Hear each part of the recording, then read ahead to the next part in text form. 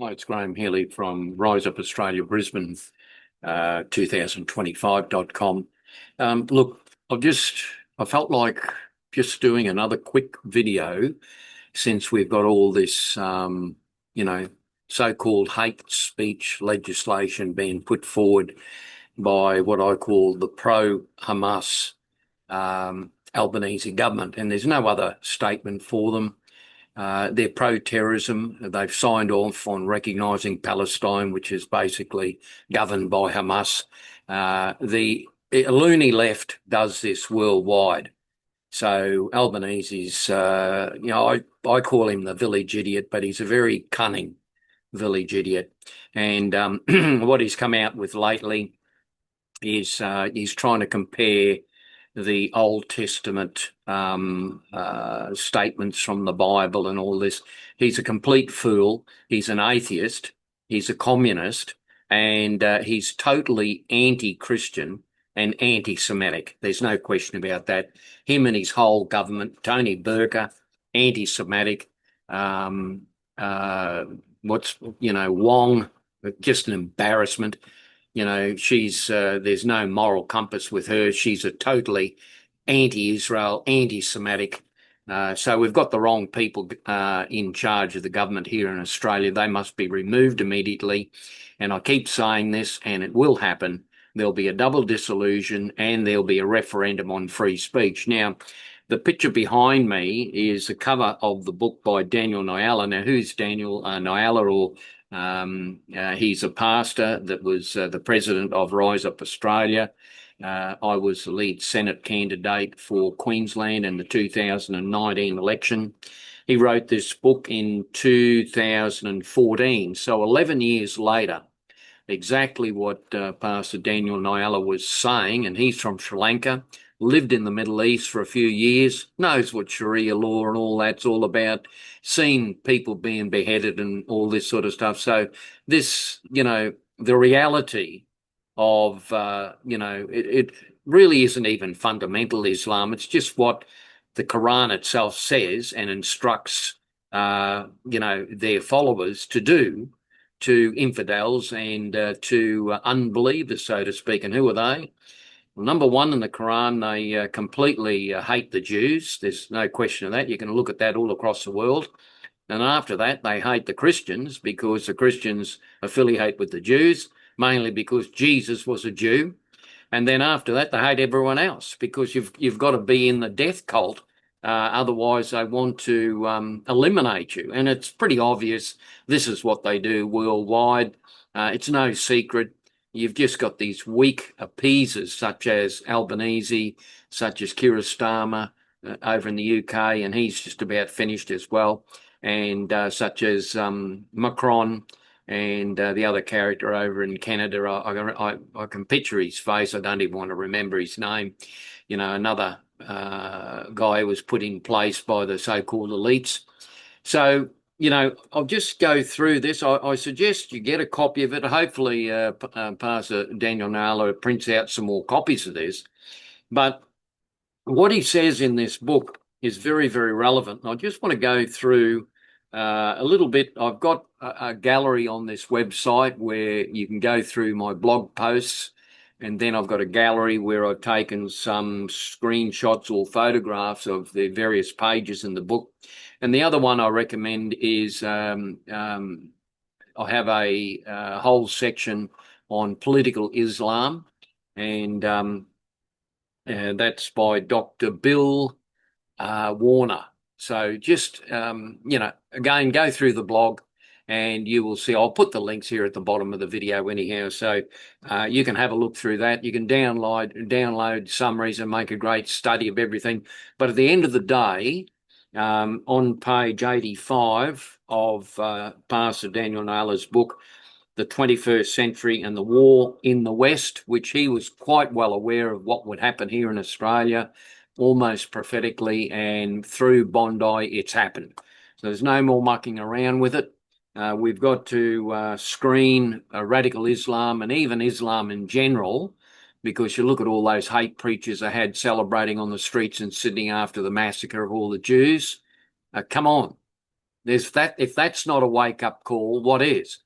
So for 2 years, we've had, Free Palestine, which is the people on those marches completely ignorant of what's really going on in Palestine. And the fact is that the people who were in control of Palestine were terrorists. So all that money's been poured in. That's been just used to build terror tunnels. The Israelis haven't even been in so-called Palestine, which is just an area really, for 20 years. And in the last 10 years, they completely moved everyone out, and it just got taken over by terrorists. And of course, Iran is funding all of this, while their people are basically got no water.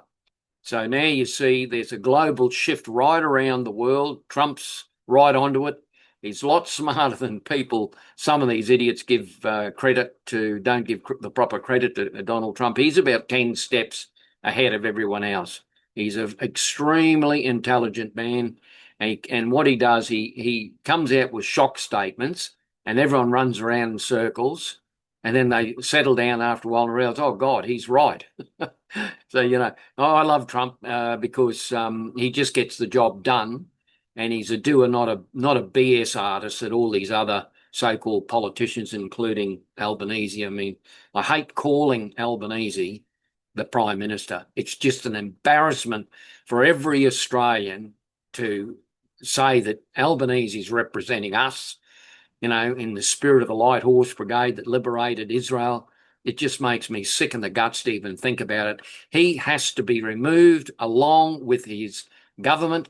There has to be a double dissolution called, and then there's got to be a referendum on free speech, because what do communists do? And Albanese is a communist. There's no question. I'm going to look at Rudd. Rudd gets basically steps down from the US because he knows Donald Trump's not going to cop his crap, so to speak. And so he gets aligned over in China. This is like a playbook out of, Mao Zedong's your communist mantra or something or other. So look, in page 85 on Daniel Nayala's book, which I've got here, if you can see that. You can see the background anyhow. Look, there's 150 verses of jihad in the Quran. In other words, there's 150 verses where their so-called prophet tells them to wage war on everyone. And when you see radical Islam, or you see the terrorists, and you see all this that happens all over the world, not only in the Middle East where they kill each other, but now because Albanese's government's imported so many Middle Eastern radicals into this country, we've got terror cells everywhere. There's no question about that. We've got ASIO monitoring them. What the hell are they doing here in the first place is a big question, where national safety should be the number one priority, not monitoring imported terrorists, for God's sake. So, this is the insanity of it all. I think at the end of the day, regarding the Royal Commission, the Virginia Bell, whoever her name is just totally unqualified to run a Royal Commission on the basis of her background. Basically, she's an extreme lefty anyhow, so she'd be anti-Israel and all the rest of it behind the scenes. We really need General Cosgrove as the Royal Commissioner. You get the general in who's had war experience himself. He's fought against Islam overseas. He knows what you're dealing with. So you put the general in charge of the Royal Commission, you'll get it done properly. And what I see is the Australian Army is going to get involved to flush out the terror cells. And of course, we can use Christmas Island basically as a holding point while we screen them and basically deport them back to wherever the hellhole they came from. Okay. So, 150 verses of jihad, that's on page 85. I won't go through the lot of them. I do have some key ones on the gallery here.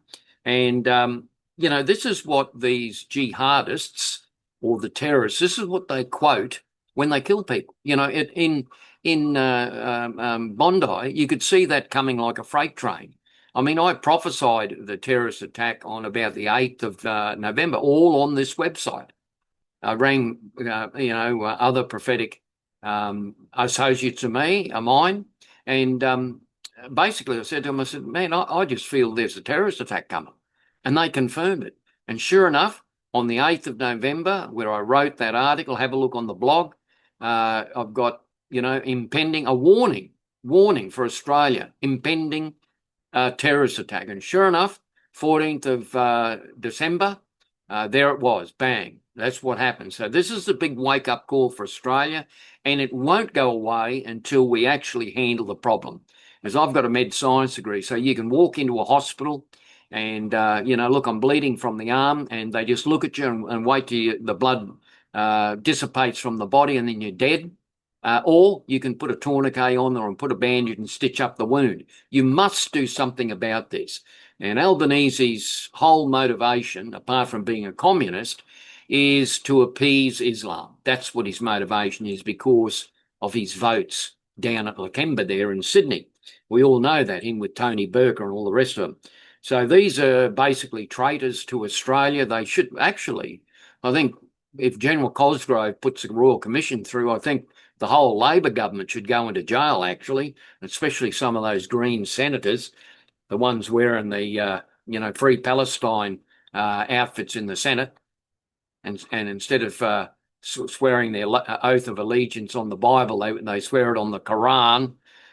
Makes you worry, doesn't it? Anyway, here we go. 150 verses. I'll read out some of them.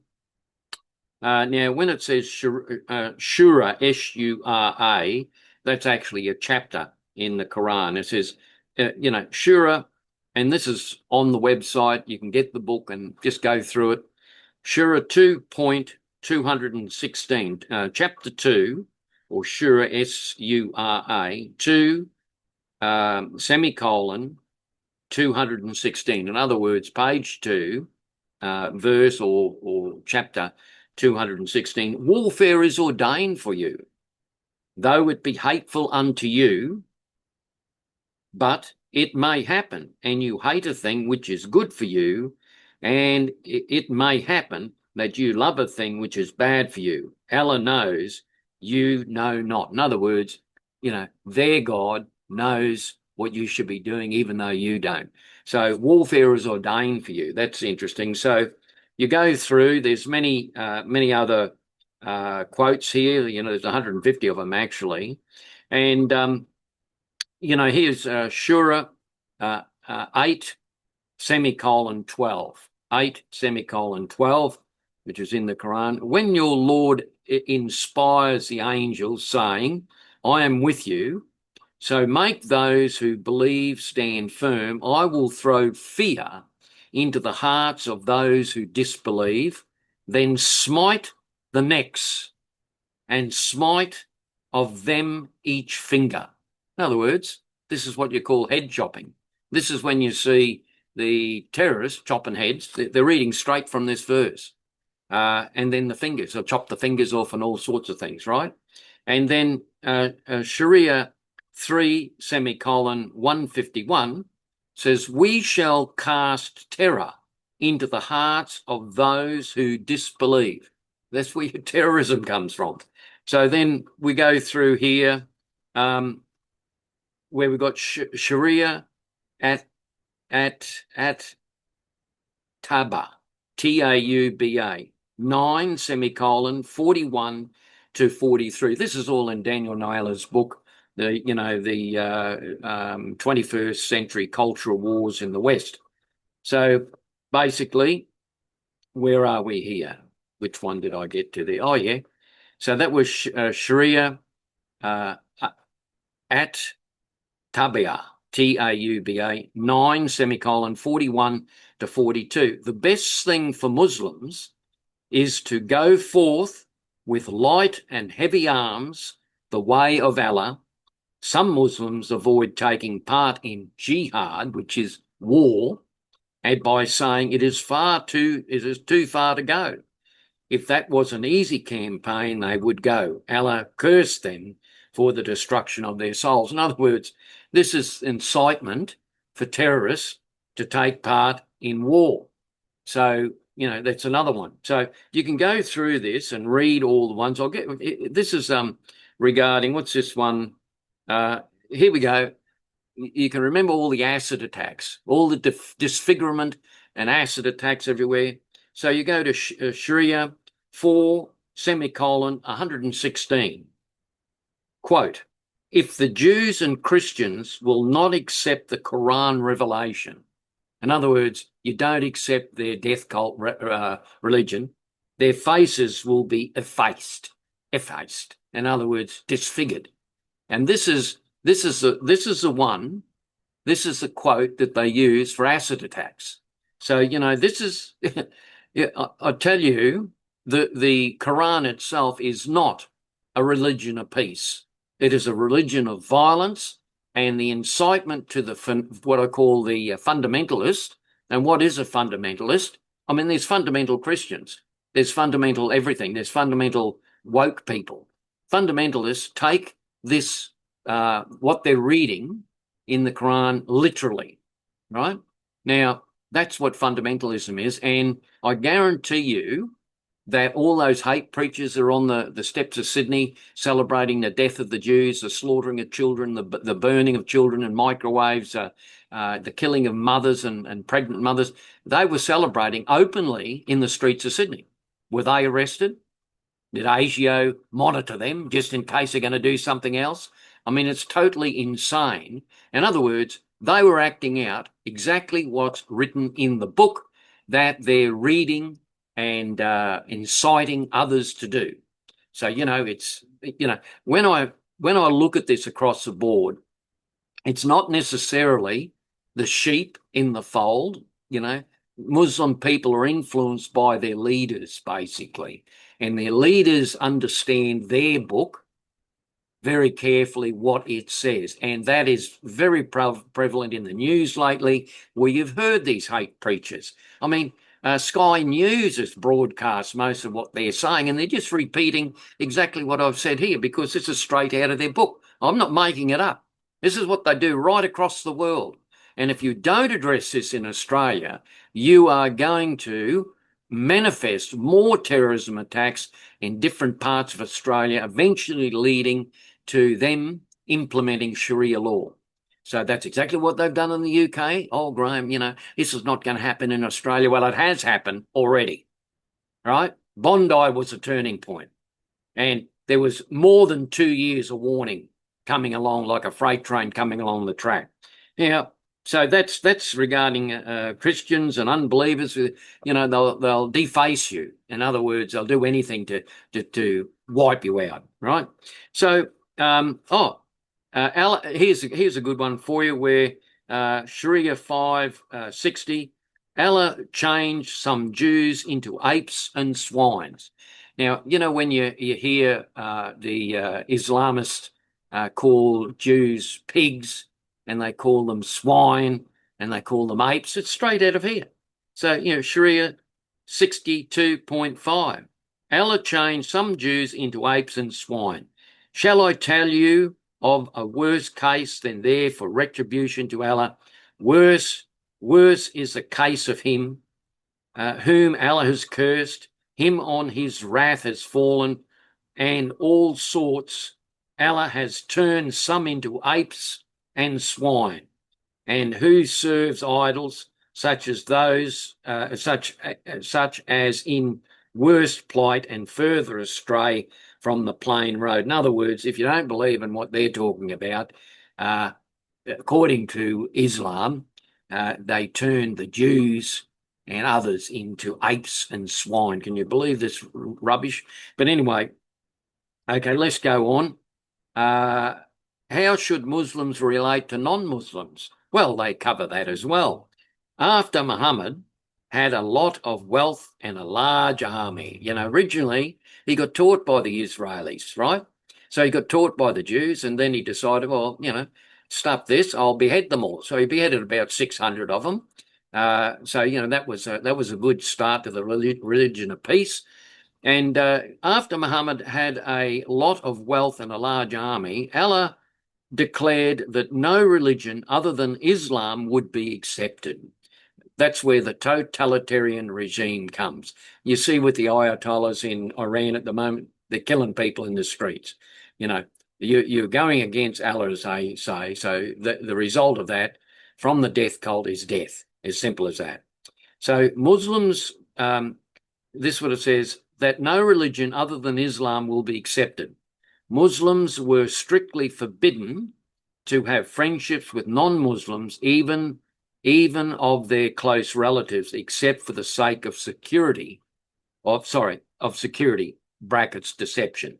So they can tell lies, they can deceive you, and because that's all written in the Quran. As long as you're not doing that to a Muslim, you can say what you like, just humour them, and because we're strategically moving into your government, we're strategically moving into the schools, we're strategically moving into each area of the Western world. And the funny thing is, our Muslims must not obey non-Muslims. Sharia 25, 52, 26, 151, 33, 1, 68, 8, 76, 24. In other words, they don't care what the West says. You can see even in Australia, suddenly we've got mosques everywhere. I mean, you have a look in Brisbane, you go to Inala, the place is full of mosques, and then they've got their own schools. And then next minute from there, as the population increases, they'll implement Sharia law. So that's a very dangerous thing. I'm not going to go on about that, but look, anyone who does any basic study on what the Quran says, and just you do it objectively, and you think, hang on, this is what these characters are doing. The treatment of women, for instance, is just, yeah,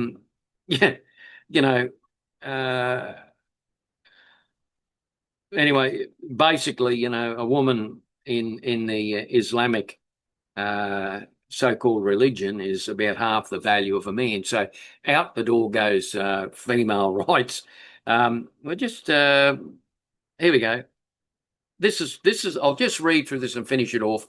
You can have a look at the gallery that I've got there. You can download, I'll put the links in, you can download actual copies, summarized copies of what the Quran says by Dr. Bill. They're still available online. They're publicly available. So you can do a bit of your own study on it. And whatever you do, don't refer to Albanese because he wouldn't know what time of day it is. Okay. Important steps to protect the West. Remember, Daniel Naylor wrote this in 2014, 11 years ago. So he was very prophetically gifted, of course, Pastor Daniel, if you know him. Number one, remove the word multiculturalism and replace it with the term multi-ethnic. In other words, they push this multiculturalism. In other words, they're bringing every sort of cultures and trying to blend it together. Well, that doesn't work. We've got one culture here with many ethnic races. So the culture is in the Australian Constitution, when all that's sorted out properly, and the culture is you're Australian, and the religion here is Judeo-Christianity. I'll repeat that again. The religion here founded this country on Judeo-Christianity, Judeo-Christianity. That's the religion. You go over to the Middle East and you say, I'm a Christian, they say, well, Muslims over here, they will not accept you practicing Christianity in the Middle East. So in other words, you either become a Muslim or just shut up, basically, right? So, you come to Australia and Australia, anything goes. Oh, you can bring all your jihadism over here. It doesn't work out too well, does it? Now, look what's happening in Melbourne regarding all the, machete, the machete gangs. I mean, that's bringing the Middle East and Africa. And when I say this, a little caveat, I'm not racially prejudiced. But when it comes to radicalized religion that is all around the world is the seedbed of terrorism, you don't bring those people here. Just common sense. You leave them back over there where they can fight amongst themselves. You don't bring them here so they can create the same war zone on the streets of Sydney, which has happened. Or you don't allow them to march over Sydney Harbour Bridge with pictures of the Ayatollah Khomeini and, terrorism flags, which has happened. It's just insane. I can't believe this is happening in Australia. Okay, number two, and this is the important steps to protect the West, vigorously promote integration of immigrants into the host country, vigorously promote integration of immigrants into the host country. In other words, not as Islam does. They don't want to integrate. They want to create these enclaves of little sub-countries everywhere and then implement Sharia law. Just have a look at the UK. So if we bring people over here, they integrate into our culture, or they go back to where they came from. And we've got to do a very, very, very careful screening of anyone who has the Islamic faith, especially because it's counterculture to the Western Judeo-Christian faith, obviously. Pass laws to stop and prevent Islamic Sharia law. That's very important. That's what Trump's doing now at the moment. We've got to pass laws to stop and prevent Islamic Sharia law. That's very dangerous. Sharia law is all the stuff about, chopping heads and everything else, and also female genital mutilation. So it's their own. See, there's no difference between the Islam law and their politics, one and the same thing. So the good example, current one in the news, is Iran. Have a look at the Ayatollahs over there. They implemented Sharia law, over everyone, and they've oppressed that population there for 20-something years. And of course now they're trying to get their freedom, and of course the Islamic Ayatollahs are slaughtering people in the streets. Well, it's an act of God as far as they're concerned. Resettle immigrants into different suburbs, not just put them in one suburb like Lakemba in Sydney, and then you've got a problem, especially those coming from the Middle East and Islamic culture. Number 5, I'll actually take a photo of this and put it on the gallery. Reduce the immigration intake of cultures that find it hard to assimilate into the culture and way of life in the host country. 6, make it compulsory that immigrants speak English or learn English in English-speaking countries. Number 7, stop using interpreters after 6 months of an immigrant entering the country. Pastor Daniel was actually an immigrant from Sri Lanka. So, he understands that. 8, get rid of political correctness. This political correctness is absolutely insane, and it just squashes free speech. And when I'm talking free speech, I'm not talking negative free speech, not defamatory free speech, but the ability to discuss issues like radical Islam, for instance. There should be no caveats on discussions of radical Islam, because it's a problem. For goodness sake, it's killed 15 people in Sydney on December the 14th. Now, we've got to discuss that openly. We can't beat around the bush like this idiot Albanese is trying to do, divert everything, gun laws. Oh, God, it's a gun. It's not the person who shot it. Oh, the Commissioner of New South Wales, well, it's got nothing to do with religion. I mean, these people are absolute muppets and puppets.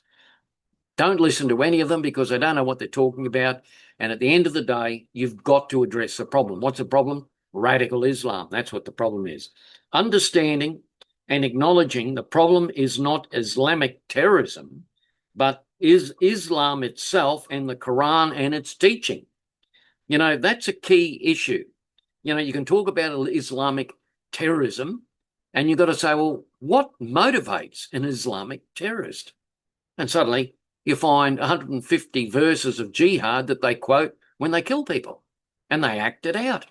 Because at the end of the day, these terrorists are not real smart, most of them. And when you look in the Middle East, the Ayatollahs and that pay them money to do it, including children, when they go on about genocide and especially in Gaza, genocide. Well, the radical Muslims or the terrorists, they pay families to use their children as suicide bombers. Many of my associates who have actually been on service overseas, they've seen this. 12-year-old kids just blown to pieces by their parents, and then their parents get paid to slay. This is the reality out there. As abhorrent and horrible that is, that's what's happening. Number 10, deal quickly with people who speak or promote violent jihad before they carry out their plans. You know, I wish, these 20 points were read out, before Sydney happened, before Bondi.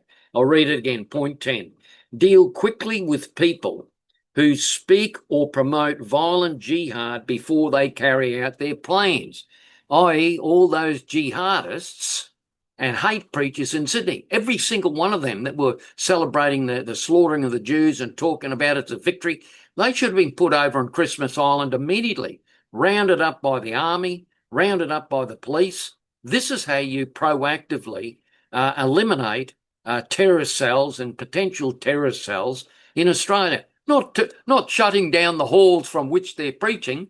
You shut down the preachers. Just, the answer to Australia is, we'll shut down the halls where they're preaching. We'll buy back the guns which they're shooting. It's not solving the problem, folks. 11, governments should stop the soft approach and deal strongly with those who do not want to respect the laws of the country. And of course, we've just got to remove the Labor government altogether. They are pro-terrorist. They're appeasers. I call them terrorist appeasers. 12, love all people and try our best to befriend all immigrants, which Australia's always done. 13, acknowledge and celebrate our Judeo-Christian heritage. That's what built this country, our Judeo-Christian heritage. 14, be proud of our host country. Be patriotic. Do not let labels such as racist shut you up, especially if you're not one. See, the average Aussie isn't a racist, I'll tell you now. I've spent 15 years with Koreans. I've brought Nigerians out from Africa. My former wife, before she passed away, was from Hong Kong. So, Australia would have to be the most multi-ethnic, and I say multi-ethnic country in the world, but when you say multicultural, what happens then is that you bring in all the Middle Eastern characters and you think they're all going to mix with everyone else in Australia. Well, Bondi's proved that wrong, okay? You've got to have a different approach. I'm not saying that you try and go anti-immigration or something, although we've gone overboard with the Middle Eastern immigration and with Labor, but you have to have a simulation. You have to have immigration with a simulation, and you have to have it very well monitored, especially those from the Middle East who particularly terrorism countries. I mean, I don't know why we're importing that side of the economy for the, Albanese, they're just doing it for numbers. That's all, numbers and votes. Blood on your hands, Albanese. You're bringing in Islamists, potential terrorists for blood money. That's basically it. 15, spend time educating the next generation about Western civilization and heritage. 16, that was 16, bring the Bible back into the school system. If not, the Quran might take its place as in the UK right now. Remember, this book was written by Daniel Noala, 11 years ago. So it's all come to pass, hasn't it? 17, stop apologising for speaking the truth and stand up for our nation. Stop being an appeaser. Just be straight. Tell the truth. No BS. In Australia, it was no BS. Don't BS me in Australia. Now it's become so weak and so... anyway, we need Donald Trump here. That's what the story is. 18, celebrate all ethnicities or all, just get this pronunciation right. Celebrate all the different ethnic races that promote peace and harmony. So everyone that's here, my best mate's Vietnamese. He was a bodyguard for the Filipino president. I've brought the Israeli commandos out here. My former wife was Chinese. I've worked with the Thursday Islanders and Aboriginal people. My father was a state champion boxer. My grandfather had most of his fighters were Aboriginal Australians. So celebrate all the different ethnic races in Australia under a multi-ethnic banner, not we're going to mix everyone up together and everything's fine. It doesn't work that way. Those who promote peace and harmony, you look at the Vietnamese and other races that are here, that all the restaurants we've got, they're promoting peace and harmony. Sure, there was a bit of difficulty with some of the Vietnamese gangs when we first started, just like even with the Italians and the mafia. That's a minor issue compared to terrorism. But in all, as long as that particular ethnic integrated race has peace and harmony in their philosophy, and not, you're going to death to infidels and everything else is written in the book that they're reading. You don't want that. And then tighten up border security. It's got to be iron tight. And then ban the face veil, ban the burqa. That shouldn't be allowed in this country. It's a sign of oppression. So anyway, I'll take a photograph of that and put it on the gallery in the website. But anyway, that's Graham Healy over and out. Now, just a caveat, none of this is about hate speech. This is about critical analysis of what's actually written in the Quran, and if Albanese wants to contact me and discuss about the Old Testament versus the New Testament, and I'll leave this video on this simple fact.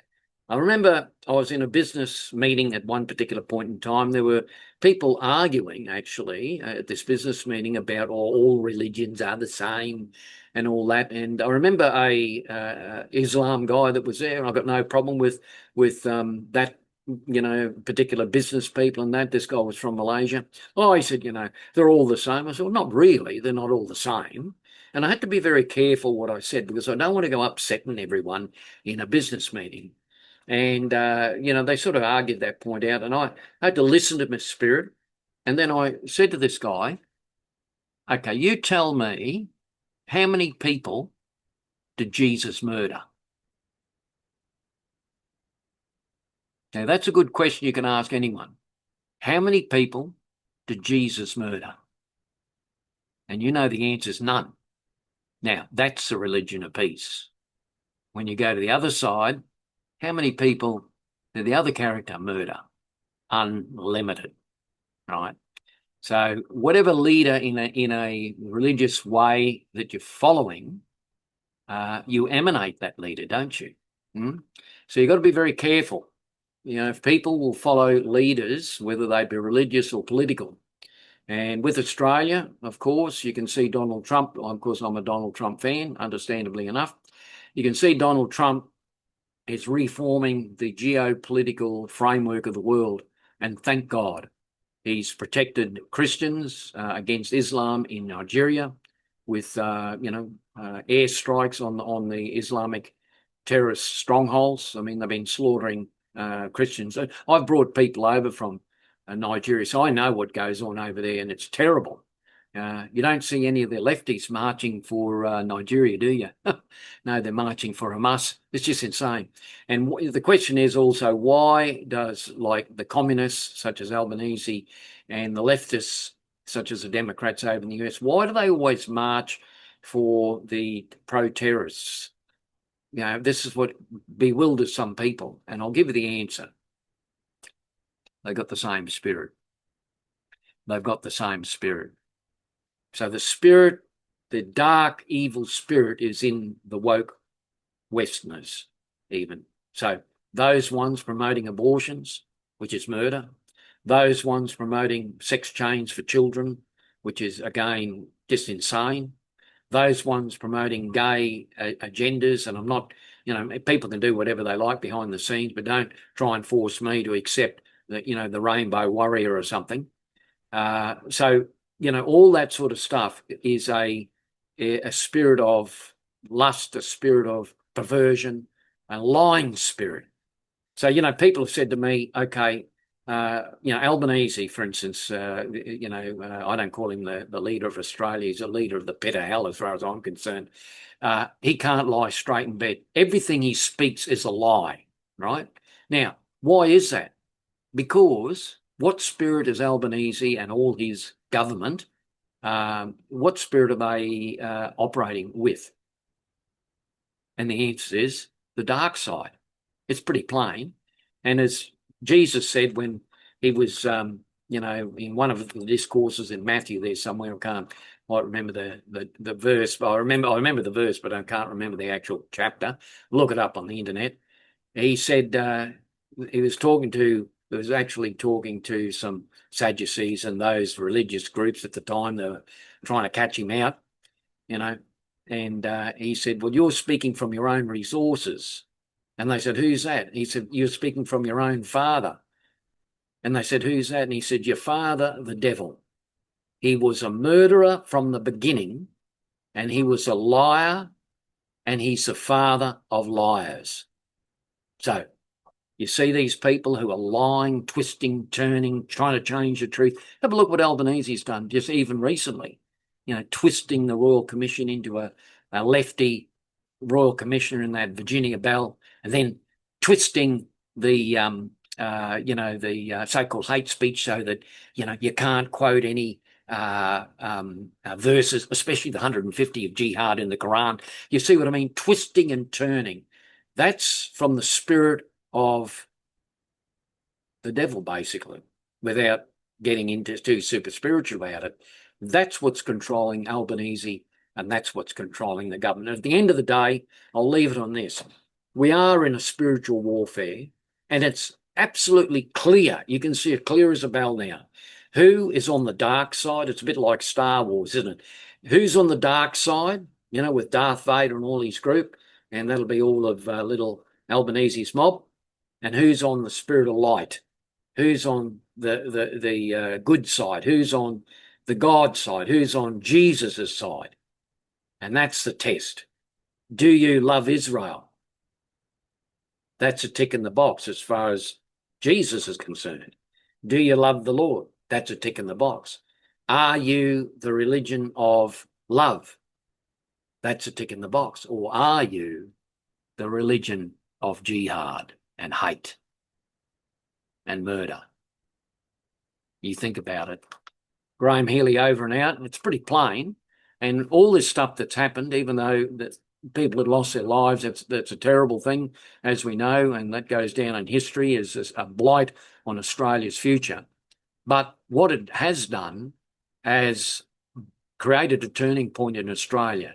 So, the Judeo-Christian values will win at the end, and anyone who curses Israel will be cursed, according to Genesis 12:3, and God himself has cursed Albanese and Keir Starmer and Macron and the other character over there in Canada. Why?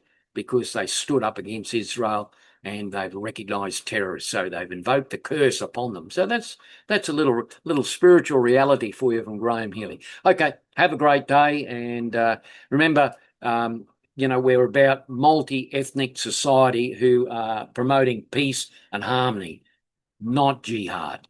Okay, Graham Healy over and out. Have a great day. Remember, we'll have all this on the gallery there. And at the end of the day, there will be a double dissolution. There'll be a referendum on free speech. There'll be a restoring of the Judeo-Christian values. And we've just got to get rid of all these woke agendas, including all the stuff they're trying to do with kids at schools. It's just insane. In other words, we've got to put Australia first and get our original values back to where they belong. In Jesus' name, amen. Have a great day.